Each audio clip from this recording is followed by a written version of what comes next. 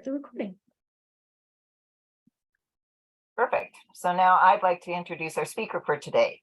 Tareq Hadhad is a Syrian refugee and is now living his new life with his entrepreneurial family in Canada's East Coast.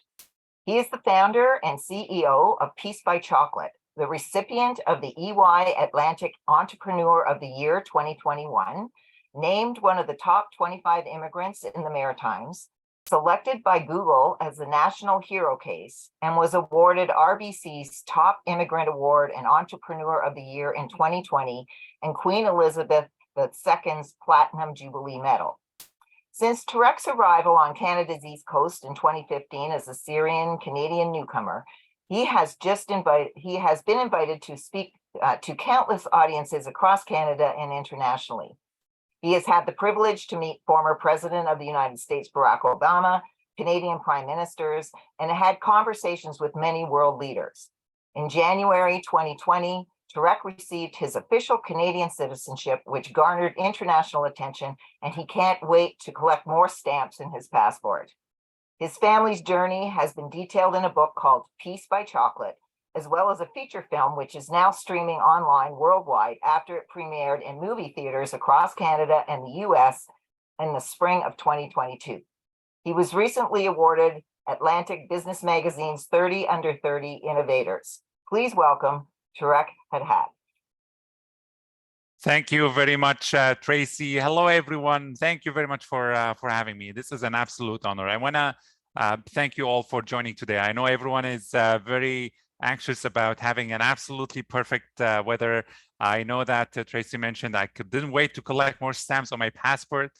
We are now on our webinar, so I'm collecting the stamps of your generosity, really, of giving me your time just to listen to my story. It is an absolute honor and privilege to join you from Mi'kma'ki, the unceded and ancestral territory of the Mi'kmaq people here in Nova Scotia, where I'm so proud to have joined the community of Antigonish back in 2015, 2016.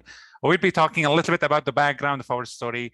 I will be sharing with you a little bit of highlights about how we ended up on the East Coast and why Antigonish in general. But before I start digging down into my story, I want to thank Tracy as well for the beautiful introduction, because only a few months ago, I was doing a webinar and I only had 20 minutes on stage to speak. And the guy who was supposed to introduce me, he spoke about me for 45 minutes. So he left absolutely nothing for me to talk about. I was there for only 5 minutes and then I had to step down. So Tracy, thank you very much for leaving the exciting part, for me to talk about. I know we are going to talk about food. And for all of you who are associated with food in different ways or forms or aspects, I just want to share with you that my family and we view food as an ambassadorship, as the vehicle to share our culture, as a way to connect with those that they have different experiences and journeys than us. And that's why when we came to Canada, the question wasn't what we were going to do. The question was when we were going to start making food and trying to share what we had produced in Syria for over 35 years, sharing it with the world to make the world a better and happier place. But when the company was just being established right here in Canada, I knew for a fact that for a Syrian family who was kind of concepted as someone who arrived here with almost nothing, we got the challenge ourselves to prove that probably we arrived here with no materialistic power or authorities, but we have our skills and our talents that we brought from our home country, and that no one really lands in Canada empty. Everyone brings their own skills, their own talents, and they're ready to contribute to the fabric, and they get weaved in the communities right after their arrival. So the company that we started only a few years ago, probably a lot of you have heard about it, Peace by Chocolate, was really part of that community formation. We believe that people were joining our mission not because we're only making a delicious product, and I'm very biased, but because they believed we were doing something unique and something remarkable.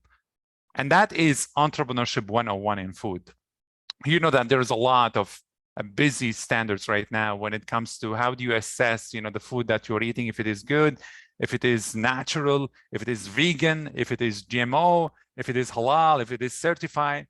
I think the depth of food as well has so much more meaning than all the visuals that you see online. And it is really unfortunate that a lot of people only think about the commercial side of the food. The thing that I'm going to talk to you about today is more to the soul. How do you connect what you are making with love and happiness to the things that people really are willing to try and taste? So food entrepreneurship 101 is like jumping off cliffs and building a plane on the way down, as Reid Hoffman said. But at the end of the day, you know, entrepreneurship as in general, it's all about being unique and remarkable. Imagine yourself driving a car and you arrived in a crowded parking lot. There is only one spot left at that crowded parking lot, and there's a car in front of you trying to find that spot before you. The chance for you to find that spot before them, if you follow them, is almost zero. It is very rare. But if you take your own path, if you take your own left, your own right, if you fly with your car, it doesn't really matter how to get it. But your chance then is much higher to find that spot. Entrepreneurship is not about being a follower. It is about being followed. And then when you mix that with food, it becomes that universal language that everyone understands. Food in general is like music. Everyone understands it differently, but we all get the same taste at the end of the day. And I think when my family and I came here to Nova Scotia, we attended a potluck that opened our eyes and the palates of our tongues really to enjoy so much about how much multiculturalism fueled the absolute beauty of diversity, of how much we are lucky to call Canada the small united nation when it comes to food, especially in major urban areas across the country. And while immigrants certainly have been settling across Canada evenly in urban areas, we know that there has been some challenges certainly with immigrants and newcomers to form very small proportions of small and rural areas. I'm going to talk to you a little bit about what that meant for us arriving here in the beautiful province of Nova Scotia. People don't buy what you do, they buy why you do it. As my friend Simon Sinek really told me at a conference in Toronto I attended back in 2018, and I'm pretty sure you heard that from him as well many times because he's very famous for it. Our story goes back to 1986. And the reason why I'm going to tell you really the history of our family is because I believe that we have the absolute privilege right now in 2023, having access to that, having access to the internet, to be our own storytellers. We do not need anyone else to tell our story because we own these stories. We have lived these experiences and these journeys. It is no one else's business really what we have been through. It is our moral responsibility to tell the world really why we are making food and why we are in this business. So back in 1986, my father graduated as a civil engineer. He would go to my grandmother and he would tell her, "Mom, I don't want to be a civil engineer anymore. I'm no longer passionate about it." My grandmother would go to him and she would say, "Isam, I spent my entire savings on your tuition, and now you are telling me you don't want to become a civil engineer anymore. So why did you change your mind?" He said, "Mom, I don't feel like I'm going to create an impact." And a week after that conversation, my father went to my cousin's wedding with my grandmother. And at the wedding, everyone was having absolutely great time. Syrian weddings are so fun. I just had my wedding only last month, so I'm happy to join you just 10 days after arriving from my honeymoon, and it was absolutely great. But back in 1986, when my father joined that wedding, he saw everyone was having great time at the wedding, but there was something missing. They started serving chocolate only an hour after the wedding started, and everyone's mood had absolutely changed. Everything has been elevated. My father saw everyone's happy, and the joy was absolutely contagious. He went back home and he told my grandmother, "Mom, I found it." She said, "What?" He said, "I am going to make chocolate." And my grandmother was a little bit skeptical about him. She was saying, "Isam, but you even don't know how to make 2 fried eggs in the kitchen, and you know that, correct?" She was supportive, but she is a little bit skeptical also about my father's skills. You know, she believed my father was an absolute chocoholic. She would go to him, she would say, "Isam, last night there were 2 chocolate cakes in the larder, and now there's only 1. Why?" My dad would say, "Oh, it must have been so dark that I couldn't see the second one." You know, my father used to joke with us that there are 4 main groups for any food. It is dark chocolate, milk chocolate, white chocolate, and chocolate truffles. There's nothing else really for him. And my father opened chocolate businesses in Syria along, my mother. But I also really wanted to share with you a little bit about how this all started, just to compare how easy it was really to start here in Canada compared to how long it took us to start a business in Syria, even before I was born. So my father started making chocolate at the home kitchen with my grandmother's permission to use all the kitchen tools, the ladles, the freezer, use the ice cubes. And then after 1 week, he was kicked out of the building, because chocolate was very messy. Chocolate is a very messy product. You need to have the cocoa beans and the cocoa butter, and you need to have the soy lecithin, and you need to have mixers. And it was all a mess. The cocoa beans and the powder and everything was just being spreaded and scattered all around the counters, on top of the fridge, on the ceiling, on the floor. My grandmother was fed up, so she kicked my father out from his small factory of the kitchen. My father had to open 2 small factories and chocolate shops. One was downtown Damascus, and one was on the way to the airport. I'm here not only in the business of food, I'm in the business of storytelling. So I want to share with you a little bit of this beautiful story that happened in 1987. A lady would be flying out of Damascus to see her family. She didn't see them for a while, she would say. And she said, I have 4 hours before my flight. She would go to buy a chocolate gift for her family before she flies out of Damascus. And guess whose shop she stopped at? It was my father's. She would open the door, she would say, hi, can I get 2 boxes of chocolate, please, to gift them to my family? I'm flying to see them. And my dad would say, hi, my name is Isam. What's your name? She'd be looking around. She'd be like, why are you asking me for my name? I'm just really asking for the chocolate boxes. He said, I just love to know my customers. And then she said, my name is Shanaz. He said, Shanaz, are you gifting these boxes, or are you just taking them for yourselves? She said, no, I'm just taking them for my family. He said, wait here for a moment for me. He would go to the back shop. He had the absolutely most delicious chocolate stocked in 10 boxes on the back shelf. It was the most delicious dark chocolate, milk chocolate, white chocolate, with roasted almonds, pistachios, hazelnuts, decorated like little pieces of jewelry with absolute exuding sophistication. I'm sorry, folks. I know this is very mouth-watering for a talk now in the afternoon at the end of June, but trust me, I was explicitly told not to make an advertising for Peace by Chocolate or for our chocolate here on stage, but it is really delicious, dark and milk and white chocolate, and it is amazingly affordable. It's $4.99 for the chocolate bar. You can buy it online at our website, peacebychocolate.ca. You can buy it in Sobeys, Loblaws. Many chains find you the nearest spot to you. And I apologize, Tracy and the team, this is not advertising.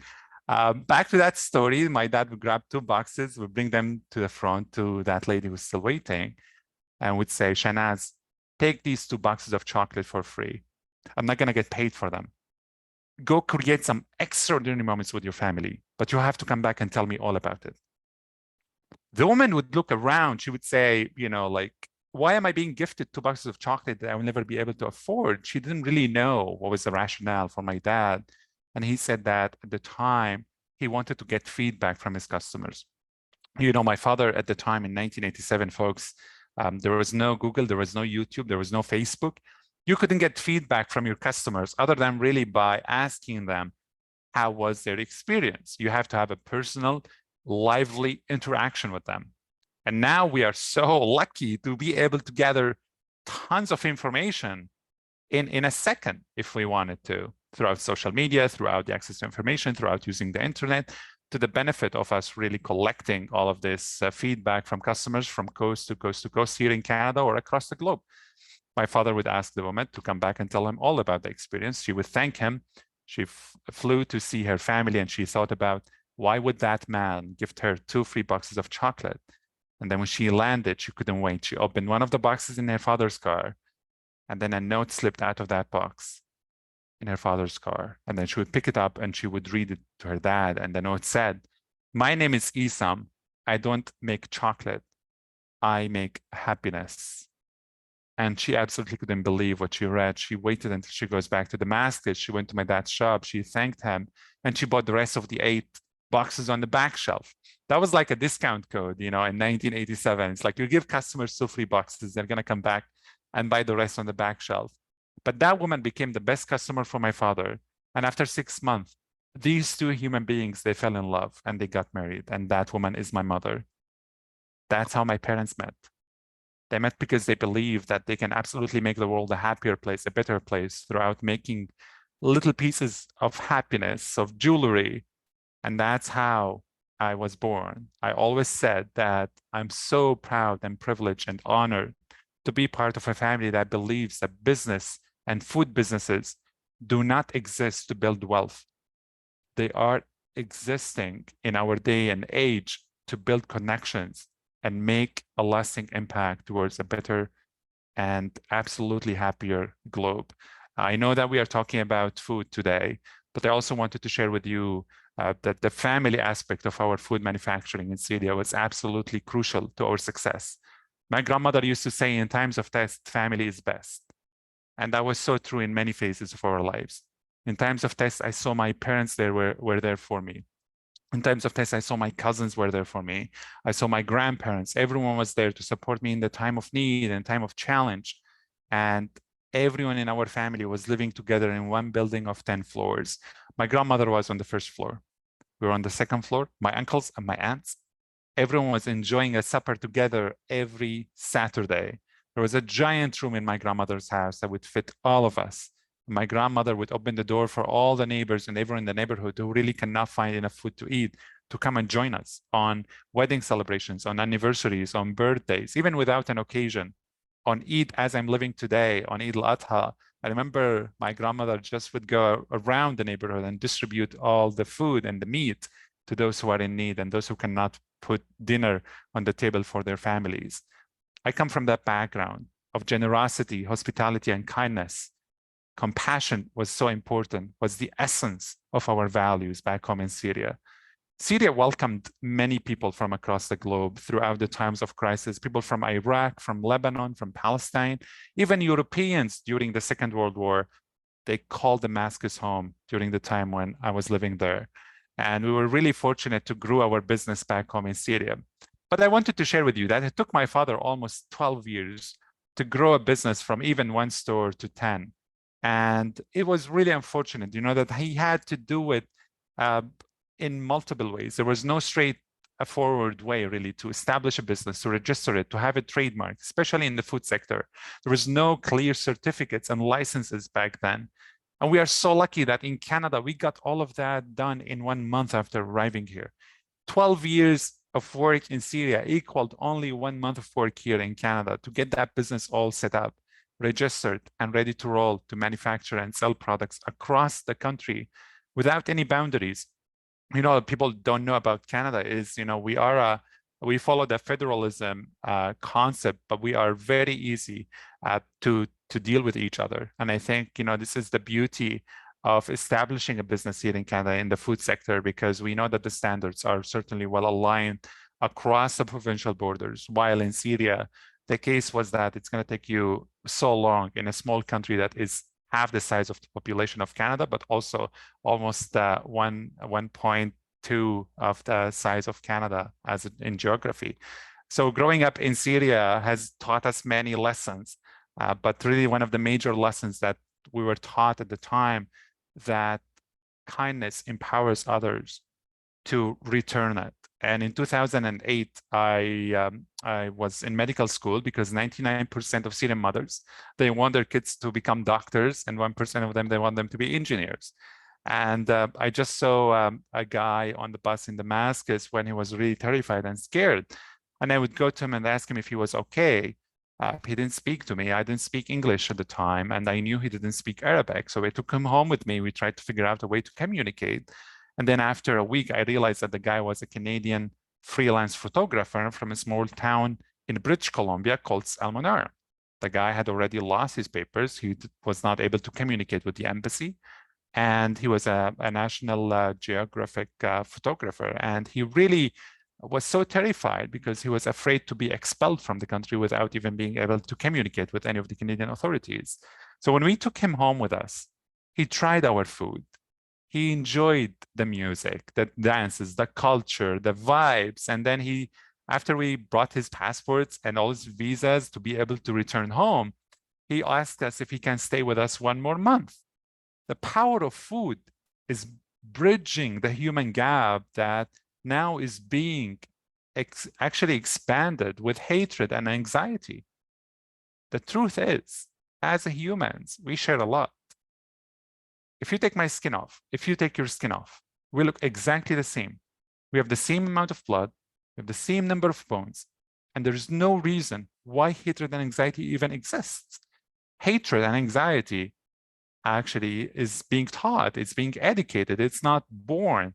And now is the perfect time to unteach and unlearn hatred and anxiety and build a world that is based on values like diversity, compassion, empathy, and kindness. This is the absolute perfect time to do that. While my father's business grew really quickly in Syria to become one of the second largest chocolate factory in the region, he didn't know what the vision was going to take him. And then we didn't know that in 2011 as well, that the war was going to start in our homeland. If you are from the Middle East, if you are from Syria, if you are from any part of the world, probably you can connect to my story that when I was 9 years old, my sister and I would be taking taxi rides with my parents. And then I would tell my sister that when I grow up, I will become the president of Syria. And then my sister would be just laughing at my joke. Why would you become the president of Syria? And then my mom would be scared to death. She would tell us, shh, you cannot say that. You cannot even dream of becoming a president or a prime minister in a country that you cannot just have a high ceiling of dreams in. And then we realized that, you know, we cannot reach what we want to be in life back then in home, but we were successful in making our neighborhoods happier. We believe that business is not about building a healthy financial statements, balance sheets, or anything like that. Businesses exist for the sole purpose of contributing. The motto that we had at our entrance in our house in Damascus was that life has more service. Life has more value when we operate from a place of service to others. And in 2012, the war reached our neighborhood in downtown Damascus. And for those who have never been to my country, to Damascus in specific, you should know that Damascus is the oldest inhabited place on the entire planet. There's no place else that has been as ancient and hosted a lot of these civilizations like Damascus did. So in 2012, when the war started in Damascus, we were really worried about where was that taking us as a family, where was that taking our business? And it was about making decisions so quick, but we were not making decisions quick enough. In the middle of July of 2012, I came back from a training at the hospital, and then I saw my family in our apartment. We had absolutely great supper, and then my siblings went to sleep. And at 10 p.m. that night, I peeked out to the window, and I was looking around, and I saw these soldiers and tanks that they were bombing everywhere in the neighborhood. The entire building was shaking. Helicopters were hovering over us for the first time. And then I saw these soldiers that they were breaking into the houses in our neighborhood, taking all the men between the ages of 18 and 60, and they were shooting them in front of their kids and their families for no reason, just because they were terrified that these young men can become rebels. And then everyone in the family was terrified. It was so scary. Everyone was running on the stairs without power. And we reached a room in our basement in my grandmother's house that could barely fit 20 of us. And we were 60 members of my family. We were stuck in that little tiny room in the basement for 5 nights, without water, without medicine, without power, without the basics that you need to survive as a human being. And at so many points, we ran out of oxygen to breathe. The only thing we had was each other.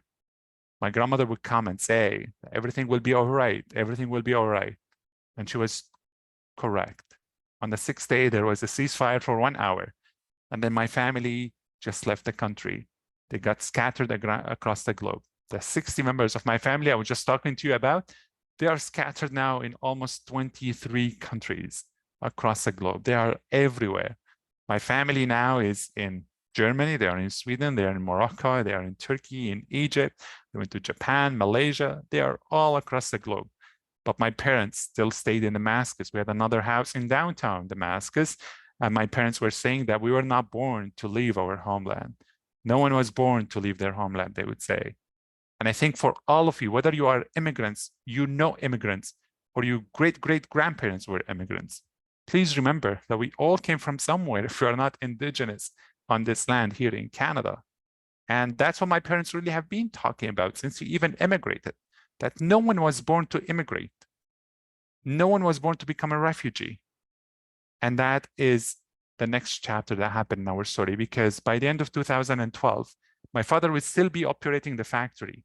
Imagine in the middle of the war, when everything was being bombarded, my father was still keeping the factory running. And I would say, Dad, it's a war. He said, people need to eat chocolate. I said, Dad, it's a war. He said, people need to be happy. I said, Dad, it's a war.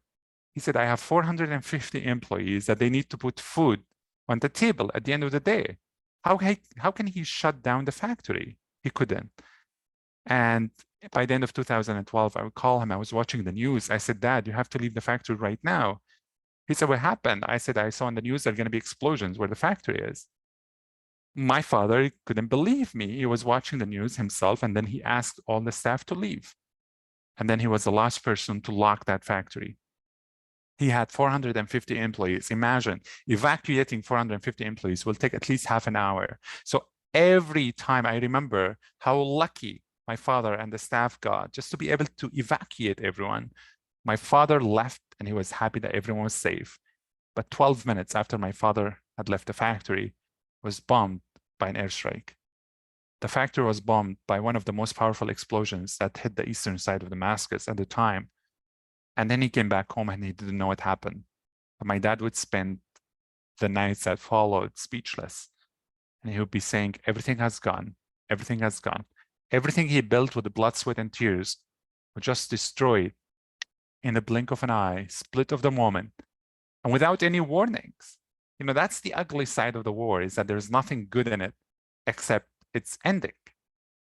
And why am I sharing with you all these details? Because trust me, when the pandemic started, I know it had a lot of impact on many people, but I said that, you know, you can not compare living through a war and living through the pandemic. But let's do a simple comparison for those who were really worried about what the world was coming to when we were living in the first days of the pandemic. I said, in 2013, during the war that tore my immediate family apart, killed many of my family members, we were forced to leave everything behind.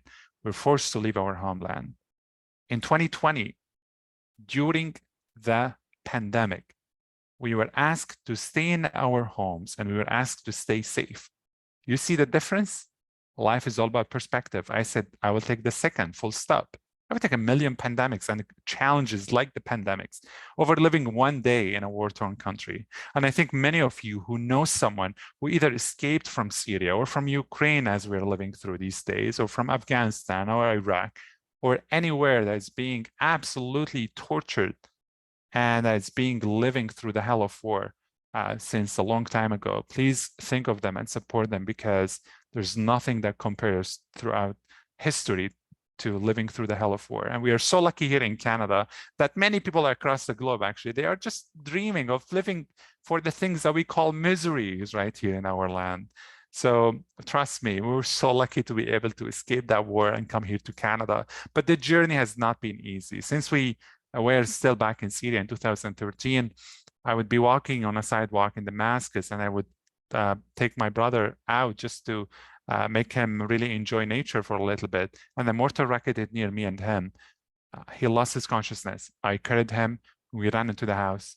And then I told my family, this is not time to do business, not time to do medicine. This is the time to survive. And then we arrived in Lebanon as refugees.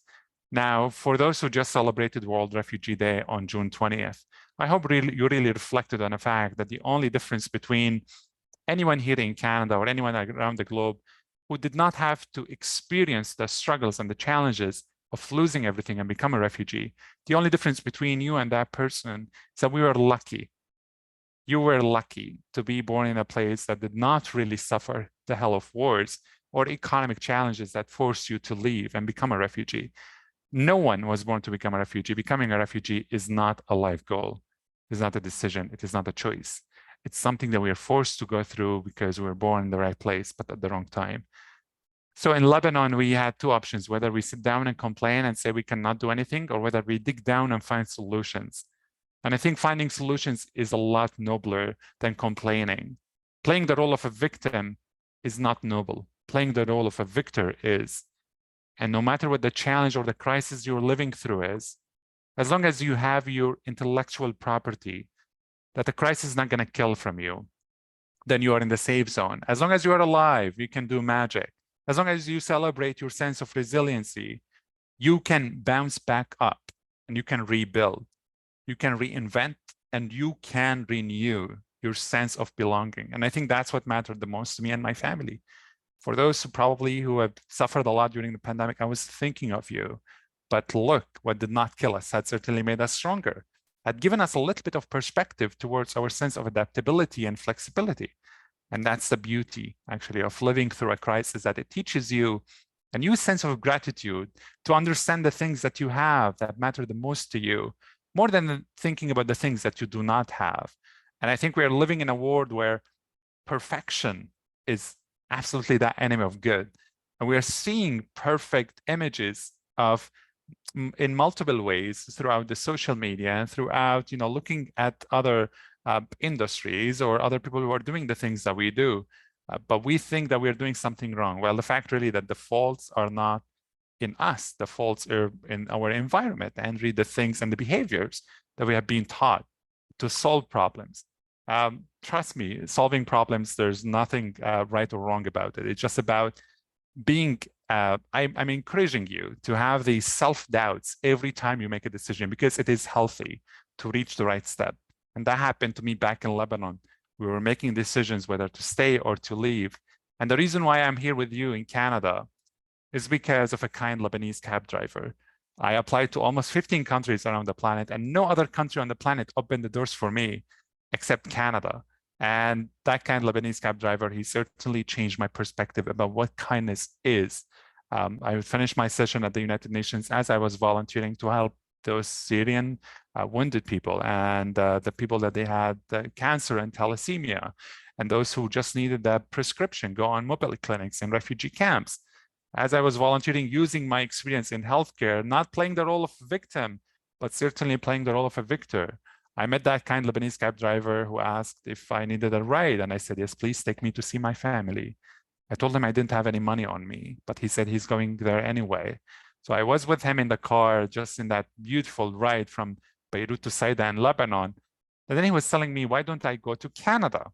And I didn't know much about Canada at the time, but he told me about his beautiful life that he had in Montreal for 10 years. And then I applied to come to Canada and I forgot about it. The embassy would call me. They would say that my family and I are invited to come to this beautiful country. I would go back home. They would say, Dad, we are going to travel. He said, where? To Germany? I said, no. My mom would say to Sweden. I said, no. I said, to Brazil. I said, no. Japan? I said, no. Turkey? I said, no. Morocco? I said, no. They tried every country on earth. No one said Canada. And after a while, I told them, guys, we're going to go to Canada. The thing about virtual webinars is I cannot see your faces, so I don't really know if your faces were frozen. But trust me, my family, all in one voice, they said, but Canada is too cold. This country has a very interesting reputation about the weather in the Middle East, as if it is the country that escaped the Ice Age. And trust me as well, before coming here, I have to share with you that everything you see online as an immigrant, everything you see online about Canada, reflects the fact that Canadians are very smart, but the smartest, brightest Canadians are those who promote this country to immigrants. Because every article, every picture, every video you see before coming to Canada, you see it online, is taken between May and October. There's nothing that shows you this country between November and April, nothing. It's like state secret. The only thing that you see online is the beautiful summer activities of hiking, kayaking, going on the beach, watching the sun go down, swatting the black flies right here in Nova Scotia and Atlantic Canada. No one shows you the horror of the winter, living through a day in January or February right here on the East Coast in Nova Scotia. No one tells you any of that. And it is absolutely a privilege for us to be witnessing the absolute beauty of how Canadians persevere during these hardships. And I think it's not only about persevering for food security and persevering because they know that the brightest days are just coming. And I think the thing that differentiates Canadians from everyone else is their sense of patience. We are patient people. And I call myself a proud Canadian because I got my citizenship back in 2020. All my family members now are proud citizens. I ended up in Canada by the end of 2015, and my family followed me. And then we started a company that we just called Peace by Chocolate. There is a video that we prepared that tells you a little bit about the story of how we ended up in Canada. That video was prepared by Google only a few years ago. The video as well tells a little bit about the history, how we ended up making chocolate in Syria, but at the same time, how my family was here able to reestablish our business and started right with the support of our community of Antigonish, Nova Scotia. If the video is ready, we're just gonna play it and we will continue right after.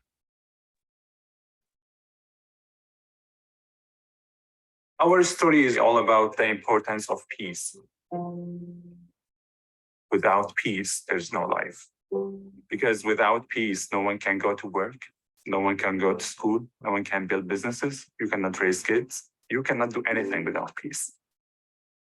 My name is Tareq Hadhad, and I'm originally from Damascus. My father started the chocolate business in Syria in 1986. The company was growing very fast. One morning, I heard in the news that there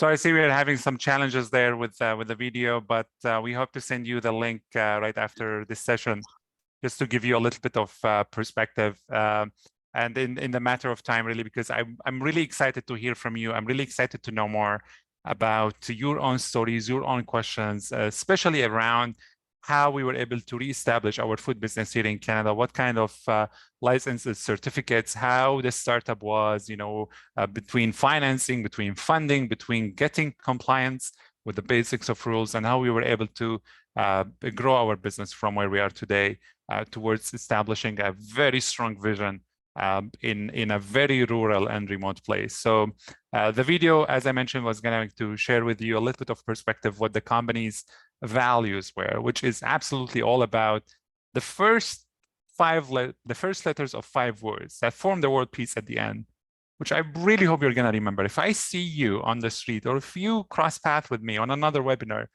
tell me that you have heard this from me, that the values that matter the most to us are passion, enthusiasm, advocacy, contribution, and excellence. If you take the first letters of these 5 words, they form the word peace. And we were really passionate since the beginning that without peace, no one can go to work. No one can build businesses. You cannot raise kids. We cannot have this webinar without really believing that we are living in a peaceful place. And that contributed to the fact that, yes, businesses are a platform of leadership. And in the time of test, family is best. And our family is not only our relatives, it's our employees. It's those who joined our mission since we started this absolutely beautiful journey. I know, we are talking about food in different ways and different platforms these days. But the story of us immigrating and coming here to Canada is a huge part of us developing a new concept to share a value in establishing a company, because people nowadays, they're not buying these products, they're buying the stories behind them. And I think everyone has that responsibility to share their stories. I just wanted to share with you as well, for those who watched our movie, the guy who plays me in our movie is a little bit more handsome than me, but I'm taller than him. We settled that debate. But the story behind really sharing our journey in that movie is to see the cultural differences towards how does every culture perceive food. For example, in our movie, we just showcased the absolute truth that when we came to Canada, we just didn't realize that people here in this country, they eat chocolate with sea salt, which is something that was absolutely prohibited. No one even thought about it, to mix sea salt with dark chocolate, and now became my favorite kind. I think the absolute openness to trying a new food when you come to a new country is so crucial. But at the same time, when you start a business that is heavily reliable on the supply chain, especially in the food sector, you have to understand the real challenges in the world right now when it comes to food processing. And we had to suffer from that when we came to Canada as well. But that certainly had been on the rise since the beginning of the pandemic. And it's not only supply chain inflation or anything related to that. It is much more than that. It has its depth. One of the challenges that we are facing right now in our industry is certainly climate change, and it's affecting everyone across the board, not evenly or not equally. Those certainly poorest countries, that they happen to be cocoa farming countries, they are suffering the impact of climate change at a much faster rate than rich and wealthy countries like Canada. Although we are facing the wildfires that's certainly impacting the food security across the country, but we are seeing how cocoa farming communities are suffering right now from floodings, from diseases in their farms, but also there is something that we can always eliminate, which is the sourcing of unethical ingredients by forcing child labor and any other forms of abuse. We have to think about how we can produce food that can make people happy from the start of the supply chain to the end consumer. And it is a must and a responsibility to everyone across the board. It is a must and responsibility to the leadership of any organization and any company that pretends to care about people, planet, and purpose. And every organization right now, I think they have their chance to reimagine how they do business in food. Every organization, they got their chance really to believe that their CEO role is not only a CEO, it is a CSO, it is a Chief Sustainability Officer. It is a responsibility for everyone, certainly, to be involved in the fight against climate change, to be involved in the fight against the rising costs for the production of food, because it is an absolute basic human right. And at the end of the day, we need to talk about what's affecting our industries nowadays, which is the labor shortages. We have suffered from that. Only last year, we were short almost 50 positions in our company, in our factory in Nova Scotia. That is the third largest employer in the town, by the way. But we were unable to find 50 people to fill in positions in our company for multiple reasons. That was not related to retention, and that was not related to loyalty. But we were certainly across industries, we felt that we need to find more sustainable practices to attract people who believe in what we believe in, to become part of the bigger picture, not only to come and produce food to gain a living, but to have a beautiful life while helping to make a delicious, whether it's a delicious meal or a delicious product like chocolate or candy, or anything else that really gets consumed by other people. I think in our industry, we also have learned that there are many mistakes and errors. We are all human beings, from the start of the supply chain to the end, and the leadership and the executives in any food company. But we realize that there are 4 main reasons why people fail across that chain, not only in food industries, but in general. Why do people fail? I realize that people fail because they assume their problems are unique, they resist the change, they fear the future, or they dwell in mistakes. This is almost the common reality when it comes to how food is being processed across the country and across the world, and what challenges are facing those that they assume their problems are unique, whether they are a food manufacturer or processor, importer, exporter, doesn't really matter. Or they resist the change, which is really important and healthy to get rid of the bad habits and absolutely improve the processes, whether by automation or bring more expertise to the leadership of a company, by fearing the future, and by dwelling in mistakes, by doing the same mistakes again and again, which is an absolute invitation to invite more of those people, that they have more skills and talents than us. The best advice I got when I started Peace by Chocolate with my company is that never be afraid to hire those who are smarter than you. And that if it's not working, go networking. To those who are certainly joining us today, I think they believe in the power of networking and the power of learning from other experiences. But we all have fears, I think, across that chain. And one of the fears that I had when I came to Canada is that what if people don't like what we make? What if we felt that we're making something very exotic, that it is very culturally different, that no one really is willing to try? But then I realized that as an immigrant, after passing that cultural shock myself, everyone is willing to give a try to a business that has a depth of belief in giving back and contributing to the community where they started. There's nothing better than thinking about differently than the ROI in the food industries and in the food sector. The ROI is the return on investment, where it is traditionally, being perceived as the most important factor to know if things are working. I want you to think about something else. And this is an invitation to all of you. There's something more important than the ROI. It's called the ROK, and that is the return on kindness. The reason why I ended up in this position and becoming a CEO of one of the largest growing and fastest growing chocolate companies in Canada is because I was faced and I was offered so much kindness from my community here right in Nova Scotia, in the small town of Antigonish of 5,000. I was offered so much compassion when the world was closing their doors. And it was my responsibility, certainly, to pay it forward and give back to organizations that I care the most of.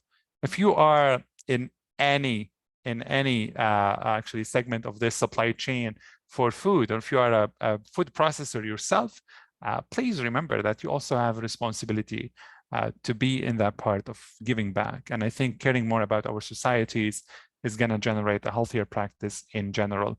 Because trust me, without following the path of advocating for better and healthier communities, I think we will all be worse for it, and our businesses are going to deteriorate one way or another.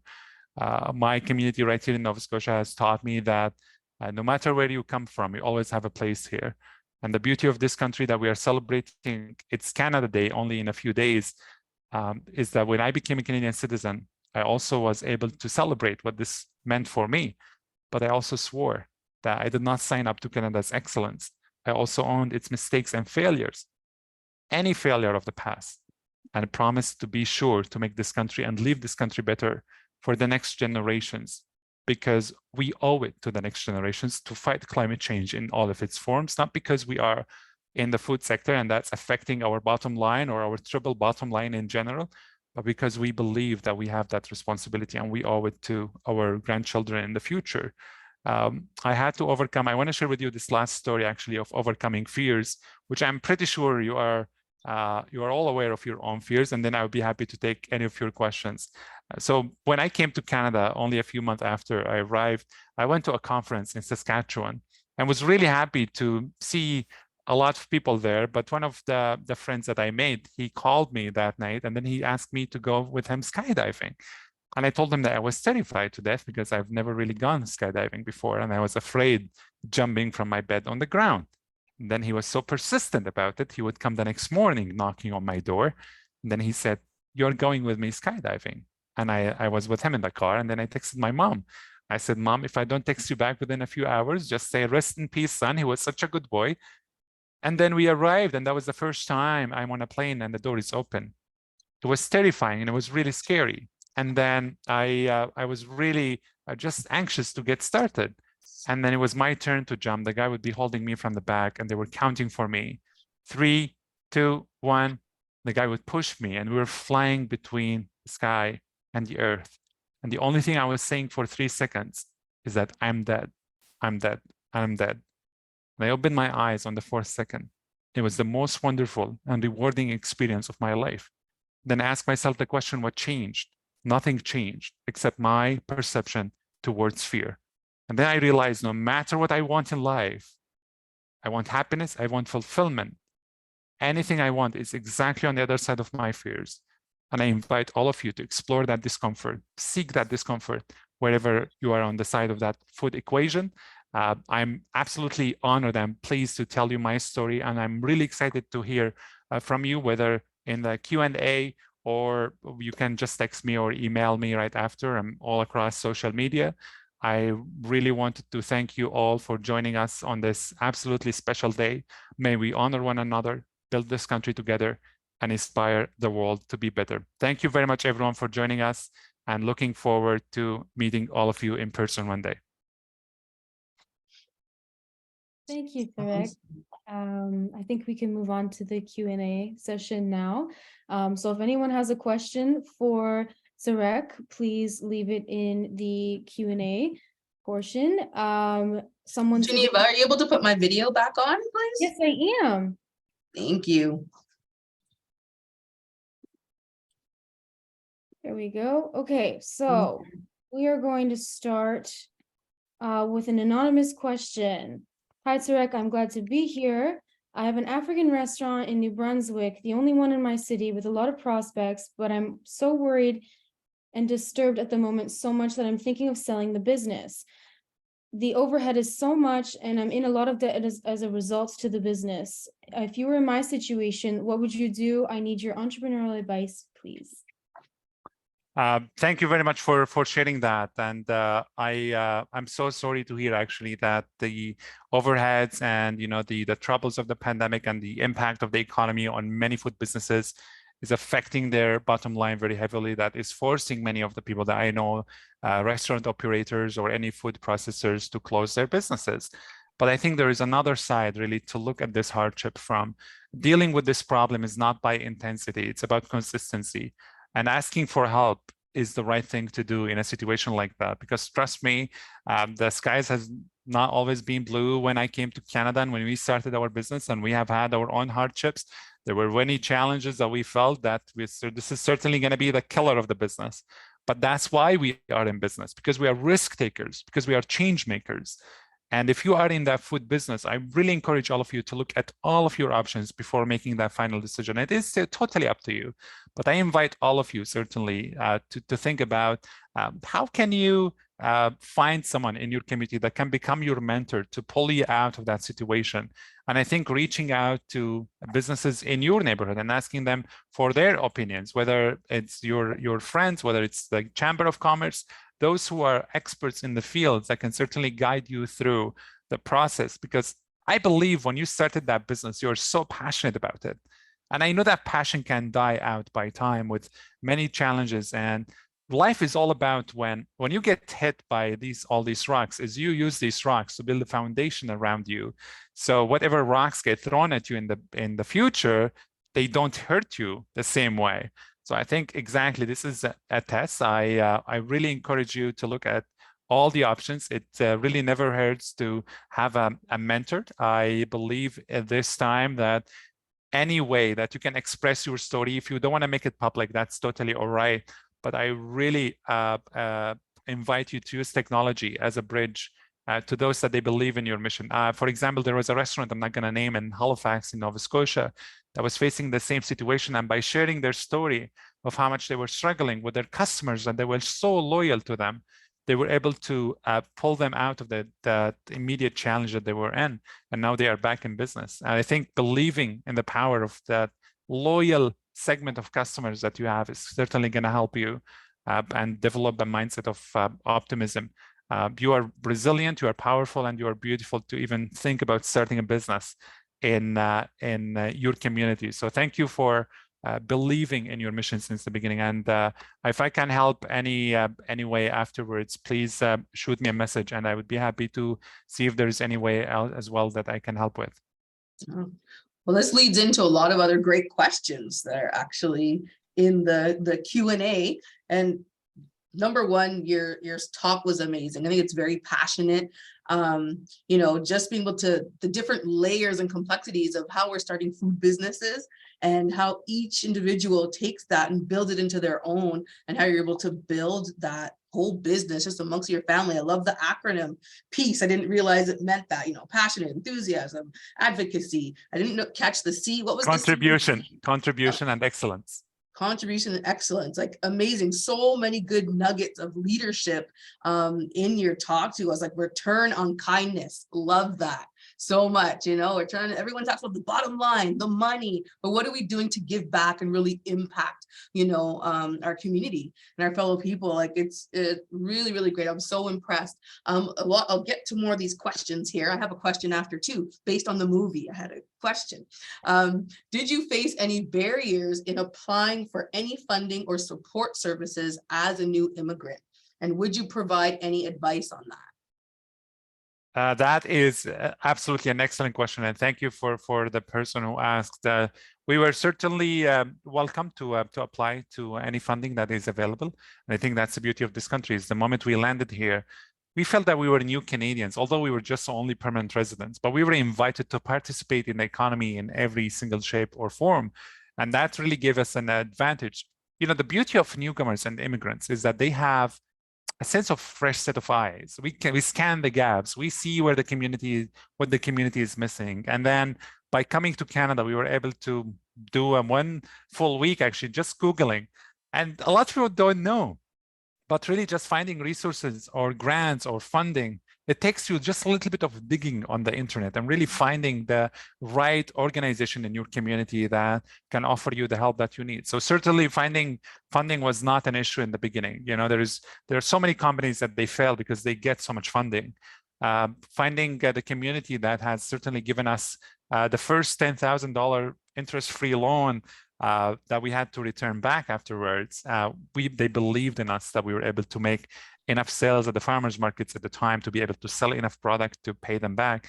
But then we were able to get so much more support from Canadians who really believed in our mission. We were able to grow our business very organically. Mm-hmm. So funding was not the issue at the beginning. It was certainly just believing that being stuck in any position in the business was not a setback, it was an opportunity to grow and use that learning lesson that we had throughout the beginning of the business. We built so much momentum around it. You know, you have to build momentum around your business before you even talk about the dollar signs, before you talk about money, before you apply for grants or for loans or bring investors in. Build momentum behind your story and tell the world, why do you exist in this field? The world is very busy, so getting attention is the thing that you need to fight for in the beginning. It's not the funding. The funding is going to come as an absolutely the most natural outcome of you believing in the things that you do. But if you focus too much on the funding and not building the momentum behind your business, I think you're going to get probably a short-term relief, but does that really affect your long-term vision for your business? Will you be able to grow it as you wish? I don't think so.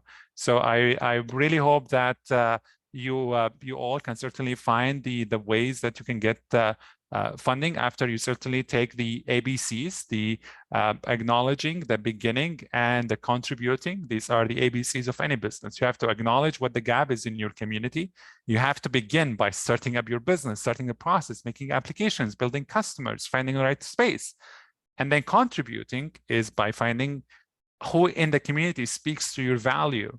And then you can certainly talk to any investor or any funder around you in the community. But again, you know, there's a wealth of knowledge out there on the internet. I invite all of you to read the book Small Giants, and that book certainly changed my perspective towards how much opportunity can a business have and turn down because of the lack of capacity, not for anything else.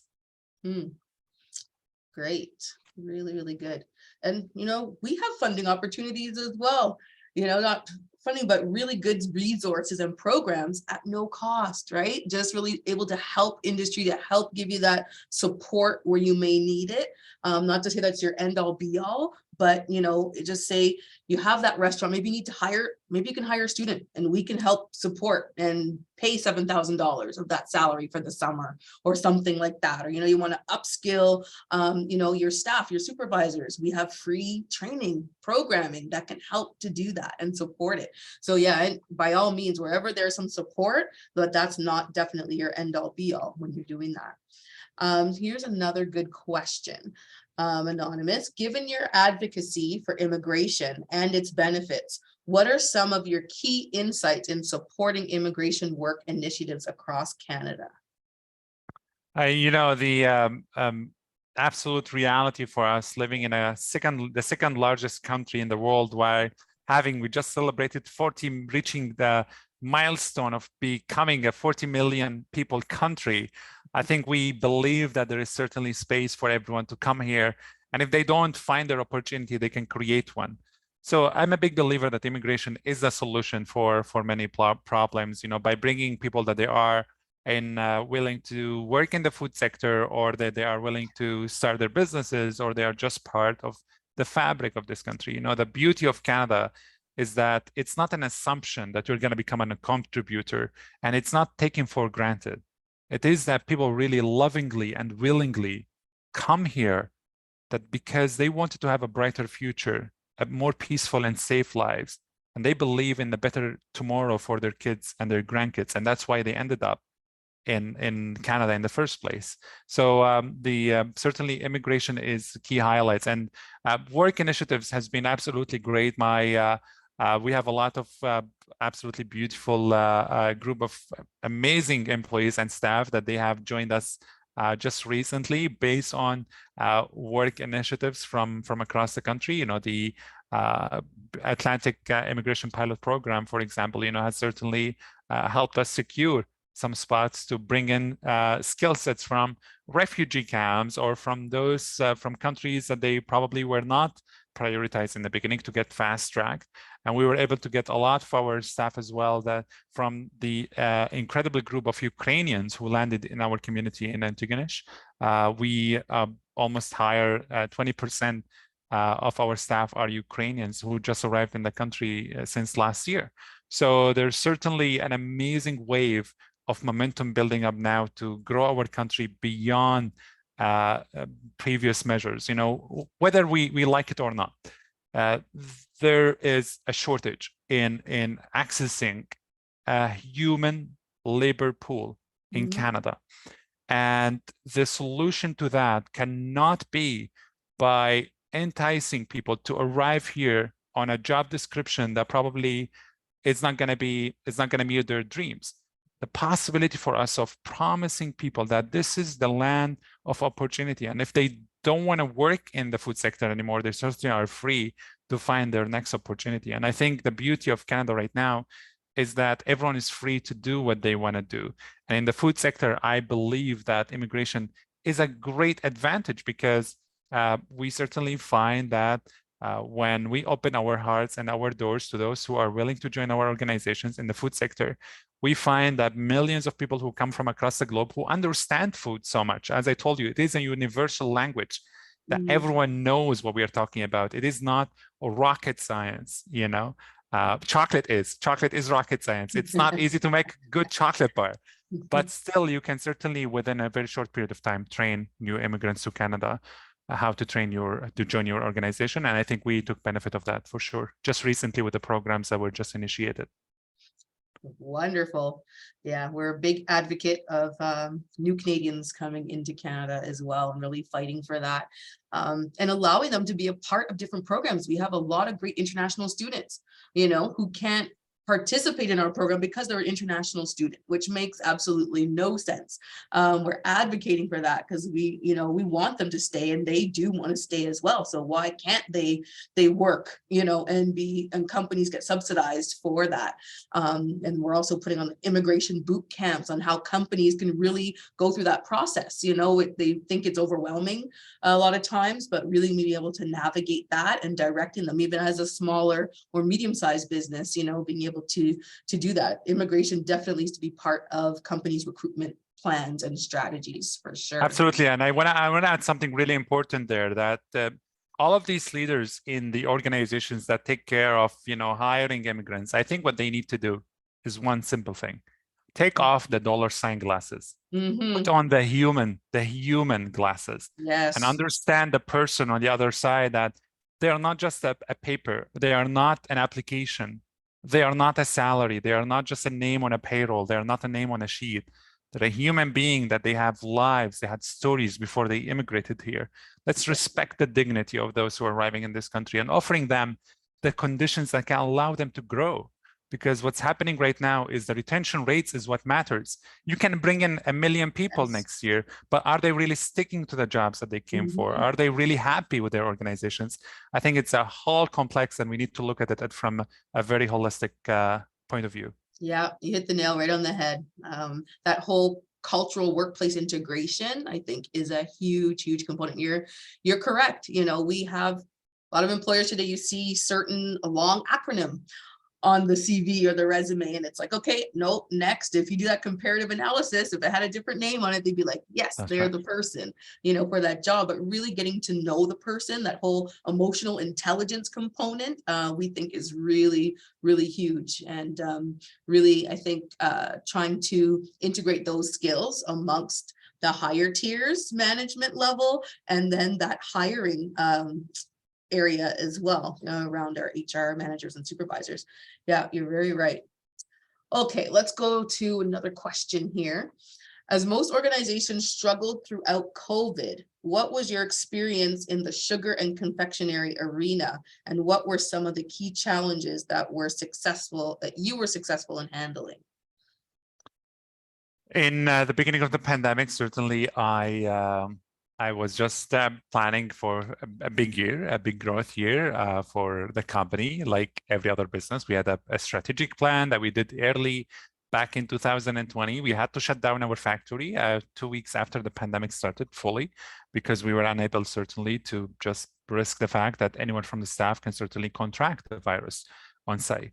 Although we were just thinking that, is it really, would it be better just to continue operating the factory while having safe distances between the staff? And we just realized that while we cannot take the 1% risk of one of our staff really being hurt or getting sick just because they came to work, and the safety of our staff was certainly a priority for us in the beginning of the pandemic. That's why we ended up shutting the factory.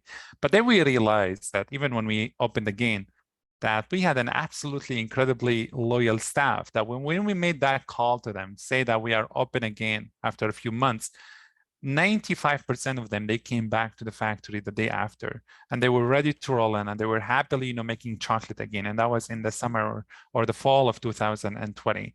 And I think there is a secret recipe there, is that we build bonds between the people that we believe that they are not only employees, they are part of our family. And I think that certainly has contributed to a very healthy culture. If you bring anyone from the team to tell you the story of Peace by Chocolate, they would tell you exactly what I just shared with you for an hour. And that's why we certainly believe that bringing in the team members and not assuming that they know everything, and being there for them with compassionate leadership. That's what's missing in the food sector right now, is that a lot of people are just focusing on the income statements and balance sheets and forgetting the people behind them, forgetting that these numbers are just lazy. So we certainly had faced a lot of challenges by closing and shutting down our factory. But then we reused the energy somewhere else. We were building something bigger, and we opened our flagship store. And that was in March 2021. That was in the middle of the pandemic. We opened a flagship store. And I was criticized a lot for opening a retail store in the middle of the pandemic. Well, I just told the Canadian press at the time in one of my interviews, and I shared with them that people need chocolate, whether it is a pandemic or people need to find comfort in something. And we were producing that product of comfort. In just statistically, even in 2008, during the financial crisis, every single food sector was certainly hit and affected, except chocolate. Chocolate, actually, the chocolate business and the industry has grown significantly during the financial crisis. And it didn't really matter for people about how much they were paying and the impact on their income or any of that. But people find comfort in the product that we proudly make. And we were so happy actually in the pandemic that people found a sense of inspiration. And we are not in the business of chocolate. We are in the business of hope.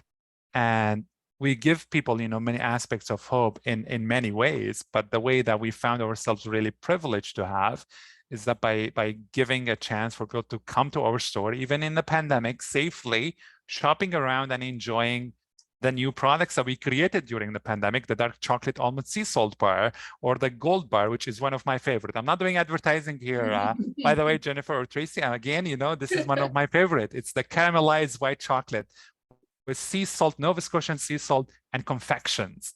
So it's so scrumptious. I really believe that we learned so many lessons during the pandemic, but the biggest lesson that I learned is that you have to work hard and you have to be nice to everyone.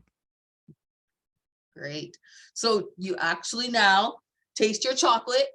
In the movie, your dad was begging you, try the chocolate. Is that part true, or is that's that drama? That's drama. No.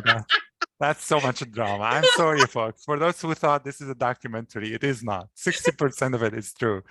But the producers and the director, they just thought for a reason that adding these details can certainly bring in more viewership. And drama is what certainly has attracted a lot of our stories. It's not only our story, it's a lot of stories just merged in one. But there are some parts that they are certainly true by our story of immigrating here and how the community supported us. Other drama added scenarios about medicine and the fact of competitors in our hometown were untrue or they were exaggerated. But I really invite everyone to read our book, Peace by Chocolate, by author John Tatry, who is a journalist with CBC. That book has certainly all the details about our movie, and it is still a bestseller on Amazon in migration and immigration. Awesome. Great. I know we're running a bit over time here. I'll do one or two more and we'll go from there. What was it that attracted you to settle in rural Canada? And a follow-up, what can other employers do to help attract people to their rural communities? Interestingly, interest fact, by the way, that I did not choose to come to a rural community in Canada. I did not choose to come anywhere. I just knew that I was going to Canada, and I ended up in Toronto, and then I would get a call in my hotel room in Toronto when I landed, and they would tell me your flight is tomorrow to Nova Scotia, to Halifax. And I said, what's Halifax? I want to stay in Canada. And then, you know, I just realized Halifax is in Canada, just on the other side of the country. And then I came to Halifax, and then I met that group who sponsored our family very randomly and anonymously. And that group is called SAFE, Syria and Tigonish Families Embrace. It's a community group that believed by helping a refugee family, they can certainly bring them to peace and safety. And they did not care about how I look like, my skin color, my background, my ethnicity. They didn't care about any of those details. They didn't ask me about my goals or my dreams. The only thing they really cared about and mattered to them was that I'm a human being seeking safety and peace.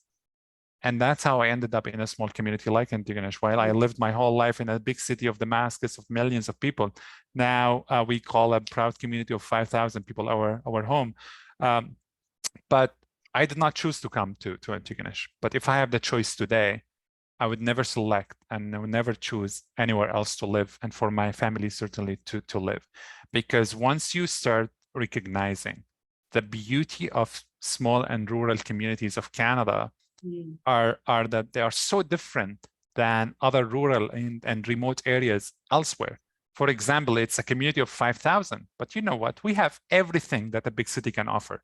We have a library, we have a bank, we have grocery stores, we have absolutely amazing events, beautiful culture, a hospital across from my house. There's nothing missing. And I think that's the beauty of living in even small communities in Canada, is that you have access to everything, regardless of the size of your community. And I think that is an amazing advantage point, balancing how certainly the population is being scattered across the country to keep the vibrant communities running. And I truly encourage everyone to try. If you have never lived in a small community, try it out. It never hurts, you know, certainly to belong to a small community. One of the biggest advantages that I got of starting a business in a small community is that we found that everyone was paying attention. Everyone was willing to help. Everyone was lending us a hand. And the moment that I landed in this community, someone would come to me the next morning, you know, that they certainly ask me how they can help me to get the business running for the family. And that was just because we were in a small town where we had a family of 5,000 people ready to roll in. They rolled up your sleeves. For those who watched the movie, they built us a small factory next to our house. And then they were showing up at 8:30 a.m. every Saturday to buy our chocolates. Wow. Who wakes up at 8:30 to buy chocolate? No one does on a Saturday. On a Saturday. No one certainly does. But because we believe that we arrived with a sense of contribution, they face us with a new sense of preserving our identities and giving us a sense of belonging. And I think that's what every small community will give you, whether you are starting a business or not. But I think if by starting a business, you show a sense of leadership and a sense of giving back and paying it forward. There's something about the East Coast, though, rural, small communities, you know? 100%, yes. I don't want to say that, so I don't sound biased, but there is just a difference. Their personalities are so welcoming and home. Like I love the East Coast and the small communities. It's just, there's nothing like it in Canada, to be honest. Absolutely, absolutely. Okay, I will share with you one last story when we finish, but just remind me. Okay. Two last questions, and it needs to have a Starbucks too. Small community needs to have a Starbucks. Something close to it, anyway. Working on that. I'll do two last questions. What are some of the most significant soft skills that you would say are important in starting your business? The certainly, you know, the belief that your business is different and it's going to add value to the community. I think having that sense of belief is not easy, and many immigrants, they were faced with backlashes, or they were scared, or they felt that what if they have failed. But I think, you know, failure is an amazing part of the success process. It's an integral part of the success process. You cannot succeed without really failing. So certainly believing that your business might have the ability to fail, but certainly it's going to help you build these foundations that can help you succeed in the future. The second part of the soft skills is certainly learning so much and being part of other businesses and other organizations. You will learn so much by participating or volunteering at a business. And that's what I did for 3 months when I landed here in Canada. Well, I joined another organization. One of them is non-for-profit, another business that was for-profit. And then I understood the different, it's very hard to know all the laws when it comes to hiring, or when it comes, you know, to starting a business, or the law when, and understanding the taxing and the tax system in Canada, which is very different than certainly back home. All of these components that they are very hard to juggle around if you're just figuring it out all at once as a business owner. I think it's going to be a lot easier for you to certainly navigate through that by learning, by your willingness to learn. But certainly the other soft skill I think that a lot of people really forget about is communications. You have to have a great sense of communication. And I think that can cover you by reaching out to your local newspaper and telling them why you are starting your business and what's different about it. Reaching out to your local CBC or CTV reporter, and there's nothing wrong certainly by telling them I have a new business, I have a story, and this is why I started this business. This is how it's going to be different. This is how it's contributing to the community. And I think a lot of people are so passionately willing to support local, to support businesses, that they hire people from the community. And I think businesses are win-wins. It's not only for the business owners and for those that they are operators, it is also for the community, because it doesn't only create jobs, it certainly attracts a sense of leadership from other business owners, from other people with ideas. You know how many people have ideas? Billions of people have ideas. How many of them are executors? Not a lot of them. It's probably the tens of thousands, hundreds of thousands, probably millions. Imagine how much we are missing on the sense of leadership if everyone thinks that, yes, we can jump off cliffs and build that plane on that way down. But we learn how to fly again, right? I think that's certainly the great sense that the community has taught us, is certainly by learning how communicating with them our story, we were able to reach not only their mouth and their tongues, but we're able to reach their hearts with our products. Nice. All right. So our last question, I think you've been kind of alluding to it throughout your discussions here, was as an entrepreneur, what is one thing you would do differently knowing what you know now? I would ask for help earlier.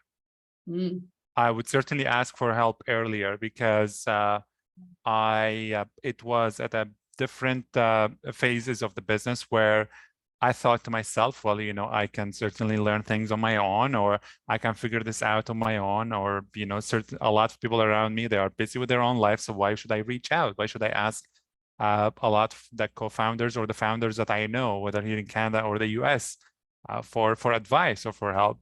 And you know what I realized after there are multiple phases, but the one thing that I remember in particular was in 2018. It was 2 years after we started the business, and then we realized that, you know, we had to learn to do our labeling differently on our packaging, and it was a mistake that could have certainly avoided us with hundreds of thousands of dollars in losses if we reach out for help, or if I ask a friend who is in the same sector right here in the province about how to do this differently.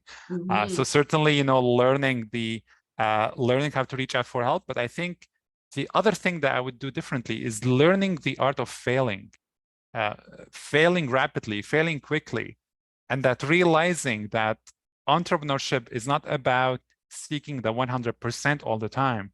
It's about seeking 60 to 70%. But the only difference is that you have to do it 3 times faster than anybody else.